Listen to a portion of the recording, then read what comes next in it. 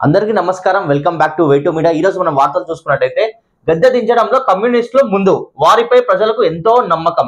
అబద్ధపు పునాదాలపై రాజకీయ భవిష్యత్తు ప్రమాదకరం. ఏదో ఒక రోజు కూలిపోవడం ఖాయం. సన్నగిల్లుతున్న పత్రికా సంస్థల జర్నలిస్ట్ విశ్వసనీయత.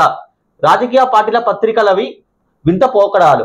అక్షరాలు రాని వారు కూడా జర్నలిస్ట్ అని చెప్పుకుంటున్నారు. సోషల్ మీడియాలో అసహ్యమైన భాష వాడుతున్నారు. జర్నలిస్ట్ అనే పదానికి అర్థం వెతుక్కోవాల్సిన పరిస్థితి. నవ తెలంగాణ దినపత్రిక వార్షికోత్సవం సీఎం రేవంత్ రెడ్డి గారు అన్నారు.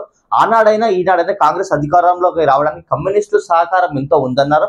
భవిష్యత్తులోనూ కాంగ్రెస్ కమ్యూనిస్టుల మధ్య సహకారం ఇలాగే కొనసాగాలని ఆకాంక్షించారు. కలిసి పని చేస్తే ప్రజలు మరింత ప్రయోజనం ఉంటుందని పేర్కొన్నారు. కమ్యూనిస్టులు ఉప్పు లాంటి వారని, ఉప్పు లేనిదే వంట రుచిగా ఉండదన్నారు. అలాగే ఎర్ర జెండా కనిపించినప్పుడే ప్రజా సమస్యలు పరిష్కారం అవుతామని తెలిపారు. అలానే సోషల్ మీడియా చాలా మంది జర్నలిస్టు వాళ్ళు చెప్పుకుంటున్నారు.